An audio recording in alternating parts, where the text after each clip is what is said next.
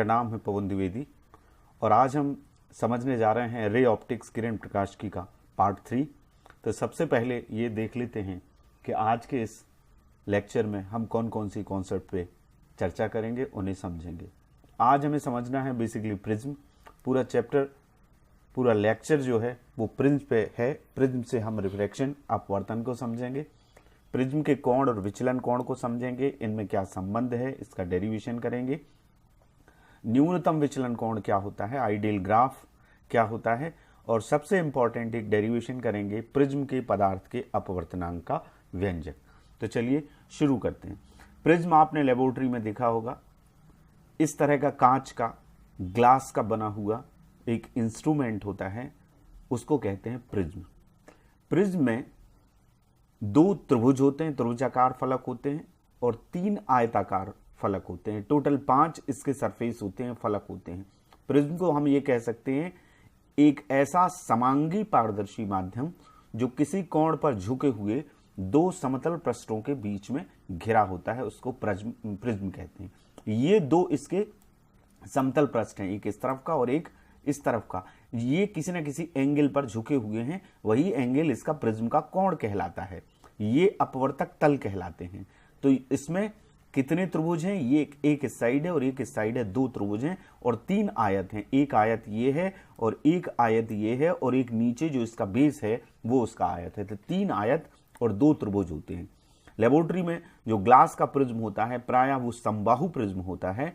उसके ये जो तीनों कोण हैं, ये जो प्रिज्म का कोण कहलाता है, ये 60 डिग्री, ये 60 डिग्री और ये 60 डिग्री। समबाहु प्रिज्म के तीनों कोण जो है वो 60 अंश के होते हैं।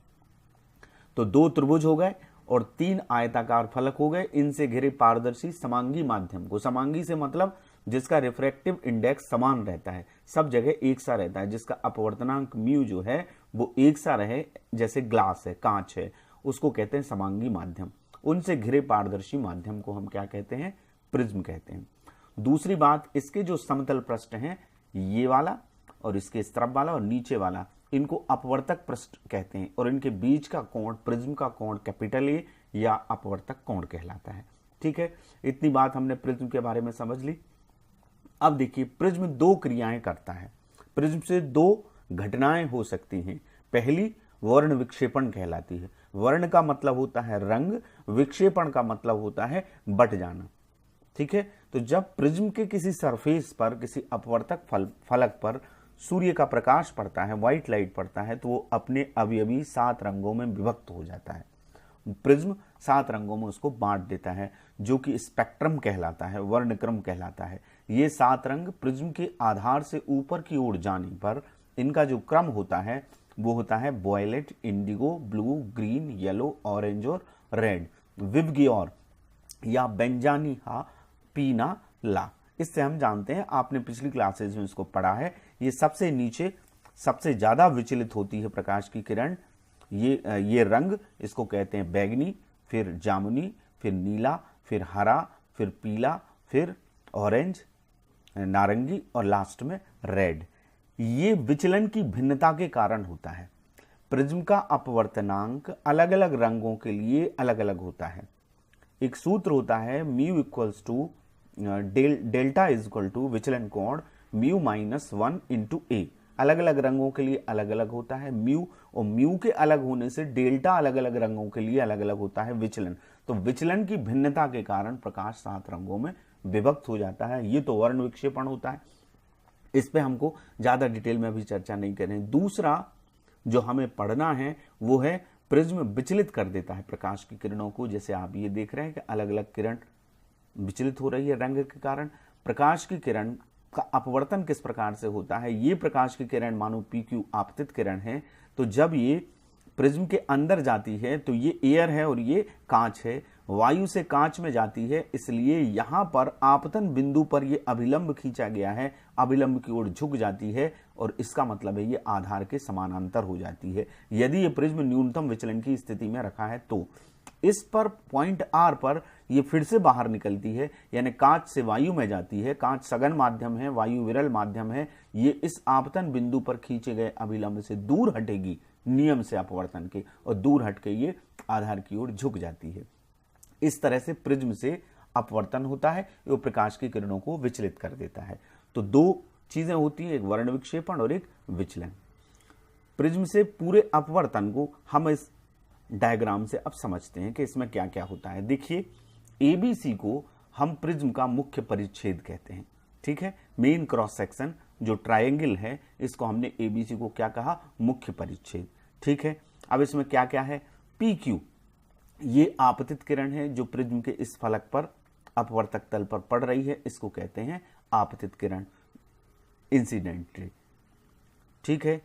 क्यू आर, ये अपवर्तन हो रहा है वायु से कांच में, जो आधार के समानांतर हो रही है, तो क्यू आर को हम क्या कहते हैं, अपवर्तित किरण कहते हैं, ठीक है।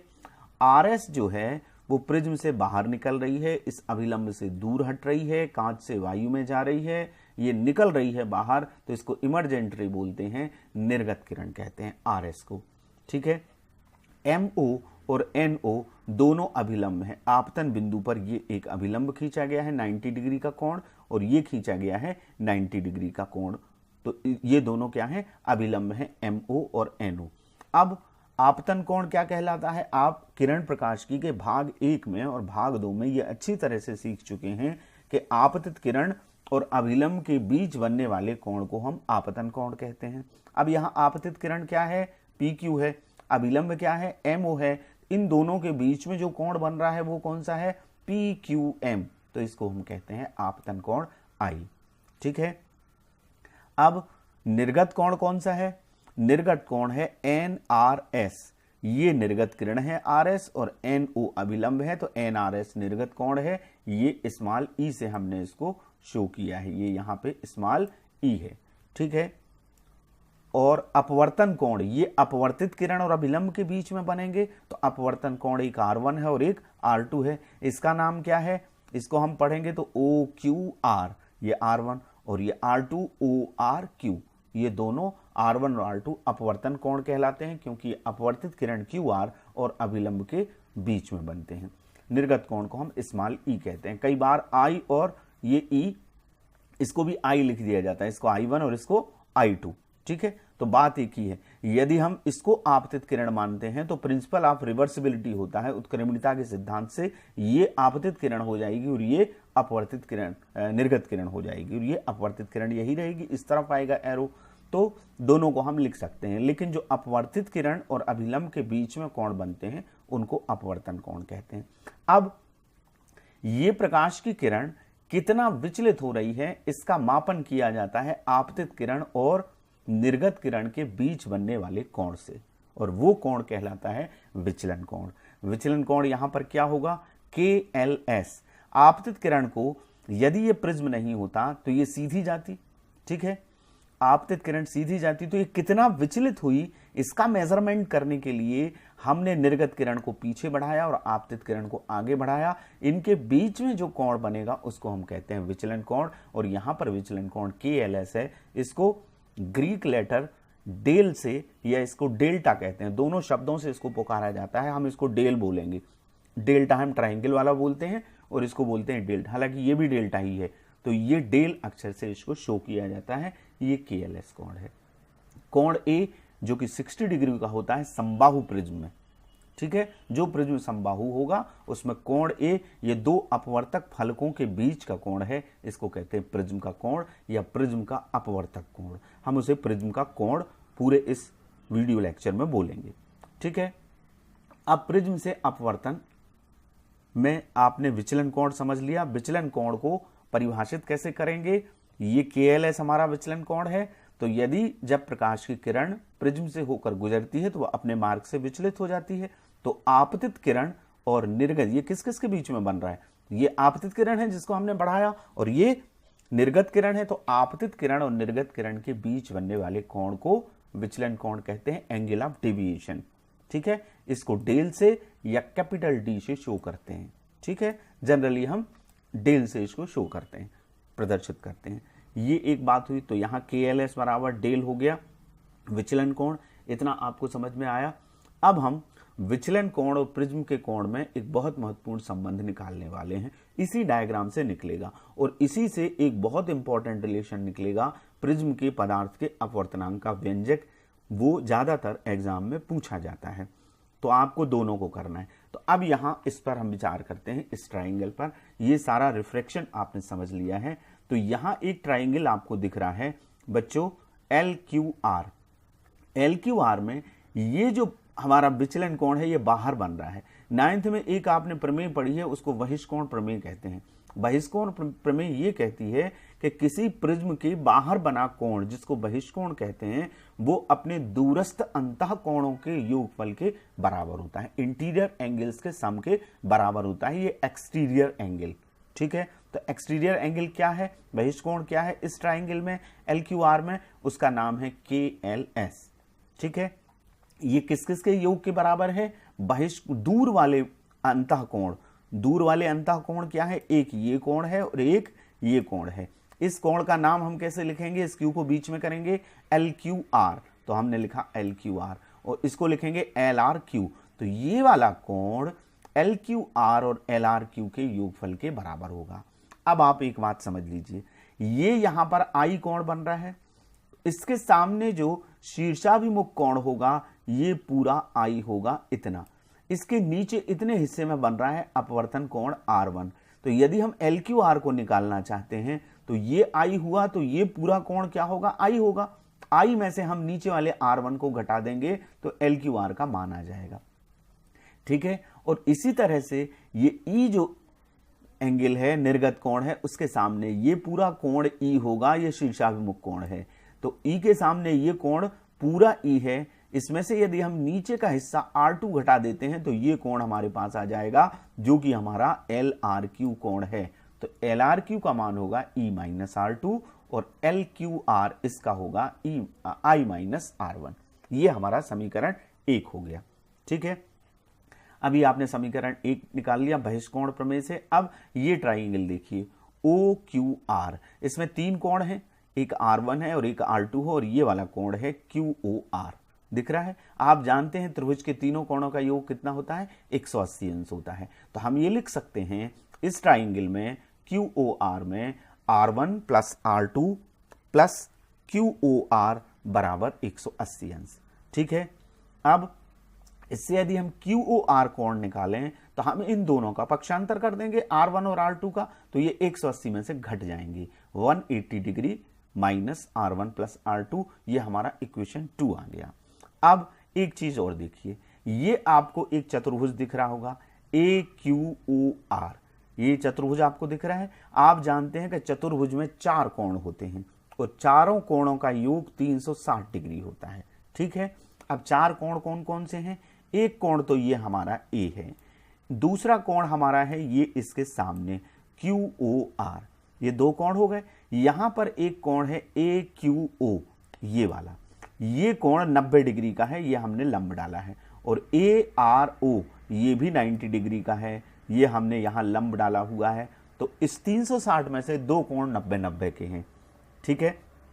तो हम पहले चारों कोणों का योग लिख लें। 4 कोण कौन कौन से, एक कोण A, एक कोण AQO, एक कोण ARO और एक कोण QOR। जिस कोण को आप लिखते हैं उस लेटर को बीच में करते हैं, ये आप अच्छी तरह से जानते हैं, पिछली छोटी क्लासेस से आपने समझा है। तो टोटल हो गया हमारा 360। इसमें से 2 कोण मैंने क्या बताया 90-90 के, ये कौन कौन से, AQO ये वाला और ARO, ये जो दोनों सामने दिख रहे हैं यहाँ लंब डले हुए हैं, 90-90 के हैं। तो हम इनको लिखेंगे कोण A, इस AQO का मान लिखा 90, ARO का लिखा 90, ये QOR, ये समीकरण 3 दे दिया। QR ऊपर लेके आएंगे इक्वेशन 2 में, तो इक्वेशन 2 से हमने उठा के यहां वैल्यू रख दी 180 माइनस R1 प्लस R2। अब ये 90-90 क्या हो गया 180, ठीक है। 180 प्लस 180 क्या हो गया 360, 360 से 360 कैंसिल हो जाएगा। ये टोटल क्या आया इनका 90 प्लस 90 प्लस 180 360, 360 आया। इस तरफ बराबर 360 है ही 360, तो 360 से हमने इस 360 को काट दिया, यानी यूं कह सकते हैं इस पूरे का पक्षांतर कर दिया। तो A बराबर हमारा क्या आ गया R1 प्लस R2। कहने का मतलब ये है कि प्रिज्म का कोण उसके दोनों अपवर्तक कोणों के योगफल के बराबर होता है, R1 प्लस R2 के। ये फिलहाल हमारा आ गया इक्वेशन 4। अब समीकरण 1 देखिए, अभी हमने इसका कुछ नहीं किया, केवल बना के रख लिया था। अब समीकरण 1 देखिए, इसको हम लिख सकते हैं i प्लस सी माइनस कॉमन इसमें से निकाला r1 प्लस r2। अब r1 प्लस r2 का मान क्या है, a है, तो हम इस डेल्टा को या डेल को लिख सकते हैं i प्लस ई माइनस ए। अब माइनस ए को यहां ले आइए, पक्षांतर कर दीजिए, तो डेल, अब हमने ये एंगल का निशान हटा दिया, del plus A is equal to I plus E. इसका मतलब ये किस किस का योग है, ये विचलन कोण और प्रिज्म के कोण का योग है, और ये आपतन कोण और निर्गत कोण इनका योग है। तो इससे हमारा निष्कर्ष ये निकला कि विचलन कोण और प्रिज्म के कोण का योग आपतन कोण और निर्गत कोण के योग के बराबर होता है। ये विचलन कोण और प्रिज्म के कोण में संबंध है। विचलन कोण और प्रिज्म के कोण का योगफल आपतन कोण और निर्गत कोण के योगफल के बराबर होता है। ये तो संबंध आ गया। यदि आपसे ये प्रश्न पूछा जाता है कि सिद्ध कीजिए ये विचलन कोण del plus A equal to I plus C, तो आपको ये पूरा करना है। और दूसरी बात मैं आपको बता दूं, इससे इंपॉर्टेंट क्वेश्चन प्रिज्म के अपवर्तनांक का व्यंजक है, पूरा का पूरा डेरिवेशन ऐसा जाएगा, उसमें थोड़ा सा संशोधन होगा, वो हम आपको बताते हैं। लेकिन उससे पहले हम आइडियल ग्राफ को समझेंगे। आइडियल ग्राफ होता क्या है, तो प्रिज्म के कोण का संबंध ये ध्यान रखें, del plus A equal to I plus C, विचलन कोण और प्रिज्म के कोण का योग आपतन कोण और निर्गत कोण के योगफल के बराबर होता है। इससे हम डेल निकालेंगे तो वो आएगा आई प्लस ई माइनस ए, जिससे हमने पक्षांतर करके इसको निकाला था। हम ये कह सकते हैं ए तो रहता है कांस्टेंट, समबाहु प्रिज्म में 60 डिग्री होगा, तो डेल जो है विचलन कोण, ये आपतन कोण है और ये निर्गत कोण है। लेकिन यदि प्रिंसिपल ऑफ रिवर्सिबिलिटी को देखें और यहां से आपतित किरण को माने तो ये भी आपतन कोण ही है। तो डेल इसका मतलब है किस किस पे निर्भर कर रहा है, आपतन कोण पे डिपेंड करता है। इससे ये तय हुआ कि विचलन कोण का मान आपतन कोण पर निर्भर करता है। अब वो किस प्रकार निर्भर करता है वो हम इस ग्राफ से समझेंगे। एक पूरा प्रैक्टिकल है हमारे कोर्स में, जिससे हम प्रिज्म के पदार्थ का अपवर्तनांक निकालते हैं, आइडियल ग्राफ बनाते हैं, आपतन कोण और विचलन कोण के बीच में ग्राफ बनाते हैं, पूरा प्रैक्टिकल करते हैं। प्रिज्म से पिन लगाते हैं, आपतन कोण बनाते हैं, विचलन कोण को नापते हैं। तो हम ये देखते हैं उस प्रयोग में कि जैसे जैसे हम आपतन कोण का मान बढ़ाते जाते हैं, विचलन कोण का मान घटने लगता है, और एक स्थिति ऐसी आती है कि विचलन कोण का मान न्यूनतम हो जाता है, और इस न्यूनतम मान को हम कहते हैं न्यूनतम विचलन कोण। इसके बाद यदि हम आपतन कोण को बढ़ाते जाएं तो विचलन कोण का मान और बढ़ने लगता है, फिर से बढ़ने लगता है। तो इसका मतलब है एक विशेष आपतन कोण पर न्यूनतम विचलन कोण प्राप्त होता है, और उसी न्यूनतम विचलन कोण को हम कहते हैं न्यूनतम विचलन कोण, उस न्यूनतम मान को, और इसे सफिक्स में एम लगा देते हैं, डेल सफिक्स एम या डी एम से इसको प्रदर्शित करते हैं। और जब न्यूनतम विचलन कोण हमको मिल रहा है, उस स्थिति में प्रिज्म न्यूनतम विचलन की स्थिति में कहलाता है। ये आइडियल ग्राफ है। जरा इसे एक बार और समझ लीजिए। एक्स अक्ष पर हमने क्या लिया है, आपतन कोण आई, एंगल ऑफ इंसिडेंस, और वाई अक्ष पर लिया है आपतन विचलन कोण डेल।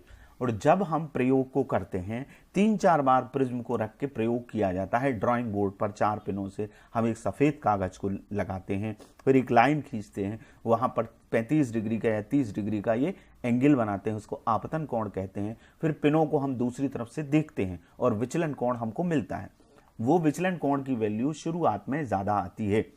जब हमने आपतन कोण को 30 डिग्री रखा या 20 डिग्री रखा या 30 रखा, तो यहां पर विचलन कोण ये आता है, और धीरे धीरे वो घटने लगता है और यहां पर आके मिनिमम हो जाता है। इसको कहते हैं मिनिमम एंगल ऑफ डेविएशन, और इस पोजीशन में वो प्रिज्म कहलाता है न्यूनतम विचलन की स्थिति में। इसके बाद आप बढ़ाएंगे आपतन कोण को तो ये विचलन कोण बढ़ने लगता है, इस तरह का कर्व आता है।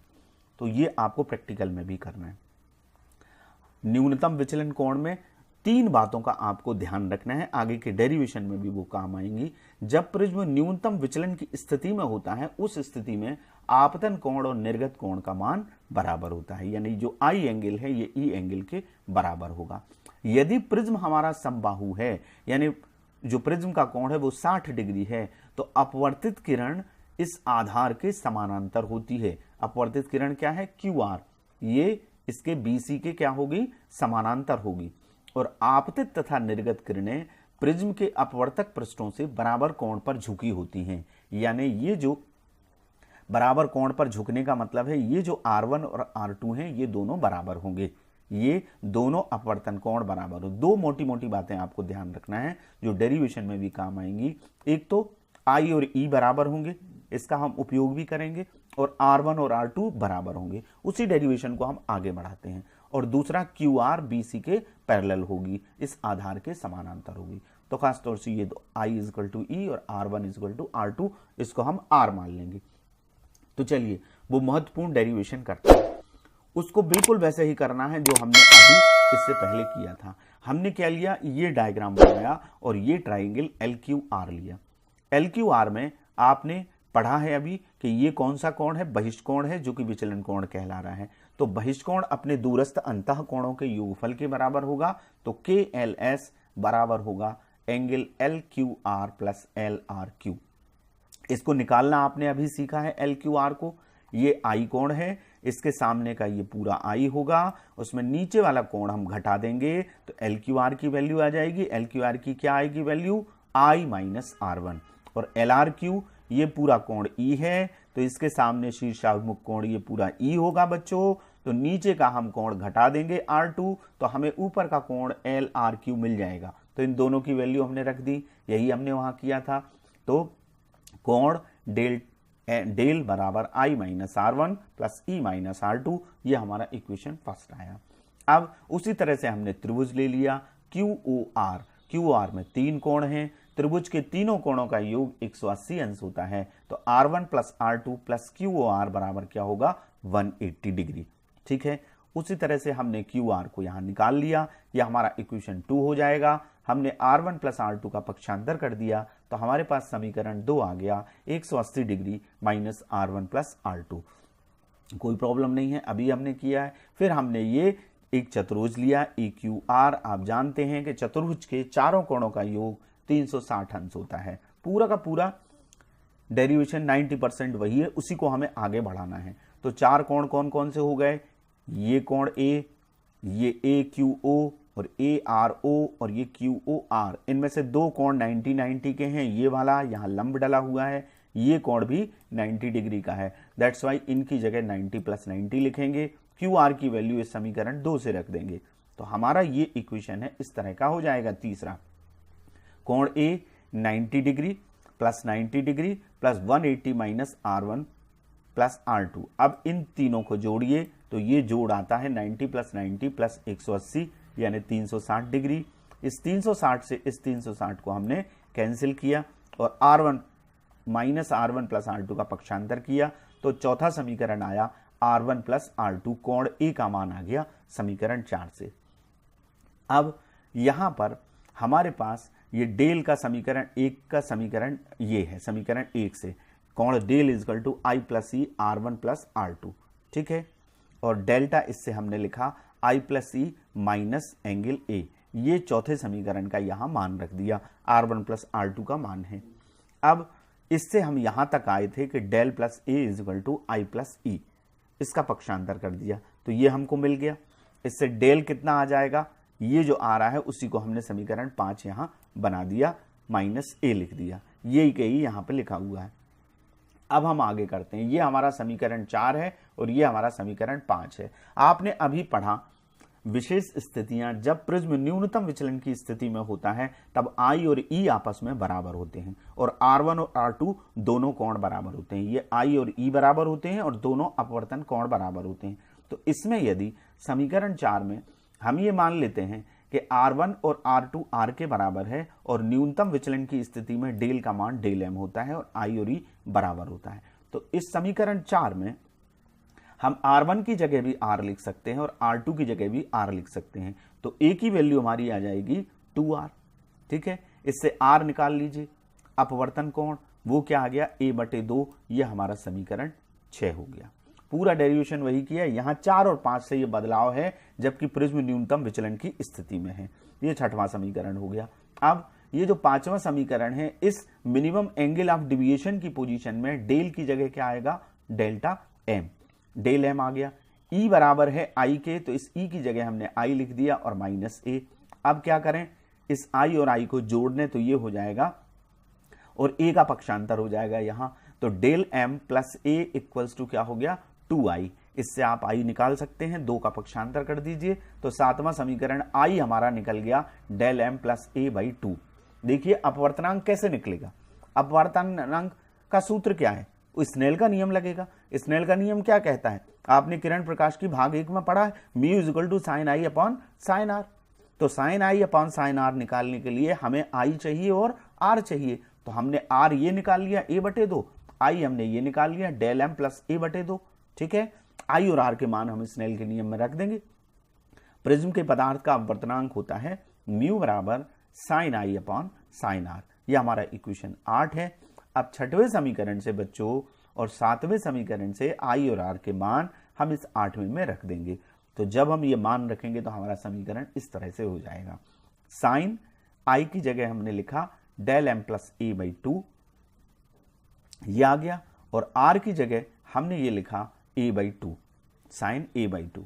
तो ये जो समीकरण आया ये प्रिज्म के पदार्थ के अपवर्तनांक का समीकरण है। ये बहुत इंपॉर्टेंट है, इसको ए म्यू जी भी लिख सकते हैं हम, ए म्यू जी, और अकेला म्यू भी लिख सकते हैं। वायु के सापेक्ष कांच का अपवर्तनांक, ये प्रिज्म हमने माना है कि कांच का प्रिज्म है, तो कांच का के प्रिज्म का अपवर्तनांक sine del M plus A by 2 divided by sine A by 2 है। इससे संबंधित आंकिक प्रश्न भी परीक्षा में पूछे जाते हैं। तो बच्चों ये आपको म्यू का फार्मूला जरूर करना है, और साथ ही आपको करना है कि आइडियल ग्राफ क्या होता है। चूंकि ये प्रिज्म का पूरा चैप्टर आपको प्रैक्टिकल में भी करना है, लैब में भी करना है। जब भी सिचुएशन नॉर्मल होगी और जब स्कूल पारंपरिक रूप से खुल जाएंगे, पूरी तरह से खुल जाएंगे, तो लैब में आप इस प्रैक्टिकल को करेंगे। अभी डाउट क्लियर करने के लिए आप स्कूल में जा भी रहे हैं, और यदि आपके टीचर्स ये प्रबंध करते हैं कोविड-19 की जो गाइडलाइन है उसके हिसाब से, और आपको प्रैक्टिकल करा सकते हैं, तो प्रिज्म के पदार्थ के अपवर्तनांक करने का प्रैक्टिकल आप जरूर करिए। बहुत इजी प्रैक्टिकल है, कॉन्सेप्ट आपको इजीली उससे समझ में आ जाएगी। तो आज हमने प्रिज्म के अपवर्तन के बारे में डिटेल में समझा है। अब आपको कुछ प्रश्न करना है अभ्यास के। पहला प्रिज्म है, प्रिज्म से अपवर्तन को आरेख बनाकर समझाइए। दूसरा, विचलन कोण आपतन कोण पर किस प्रकार निर्भर करता है, आइडियल ग्राफ बनाकर समझाइए। तीसरा, सिद्ध कीजिए कि विचलन कोण और प्रिज्म के कोण का योग आपतन कोण और निर्गत कोण के योगफल के बराबर होता है। और चौथा और आखिरी प्रश्न, प्रिज्म के पदार्थ के अपवर्तनांक का व्यंजक ज्ञात कीजिए। Thank you very much. घर पर रहिए, सुरक्षित रहिए और फिजिक्स को समझते रहिएगा। धन्यवाद।